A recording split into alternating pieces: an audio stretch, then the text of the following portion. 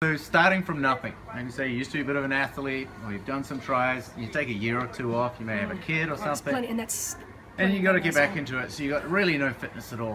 What do you recommend for people to get back into it and to get into shape for a race that you may be aiming for 3 or 4 months out? I think in the sport of triathlon, you'll often see that people that are attracted to triathlon in the first place are usually people that have led a really sporty childhood.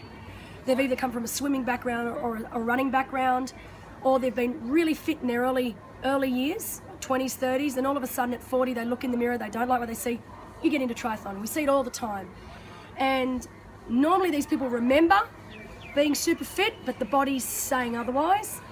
Most important thing when making a comeback and trying to get back into sport is consistency, but also patience. You need to be patient.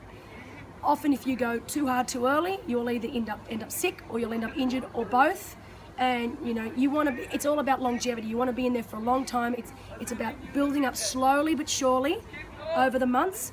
I normally recommend 1 session a day, and that doesn't mean 1 hard session a day. That can mean, you know, an easy run first day, next day you go out on the bike, next day a swim. So I often like 6 days a week to be doing something active, even if it's just walking. I mean, people often think that walking's a waste of time, but you know what, when I'm having a comeback after my off season, I'll often just go to the national park in Noosa and I'll walk, and it's tough. You know, I'll do an hour and a half walk through the national park, and it's just conditioning my body to get used to that muscle fatigue. It's waking my muscles up, getting them used to, okay, this is what it feels like to hurt a little bit. And the most important thing is the next day when you're really sore, if you've done a run or a pretty hard walk or a ride and you are sore, get in the water. Next session should just be a pool session. Do something where you're not holding your own body weight. Do something where you're giving your lower body a rest.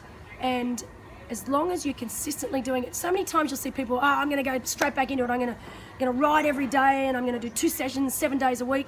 2 weeks in, they're either exhausted and can't do it anymore, or they're injured, or they've got a cold because their body just can't deal with it. So the most important thing when you're coming back is, yes, you remember what it's like to do all these things, but the body often doesn't, and it needs time. So you need to have patience and consistency, and if that means only 4 sessions a week for the first few months, so be it.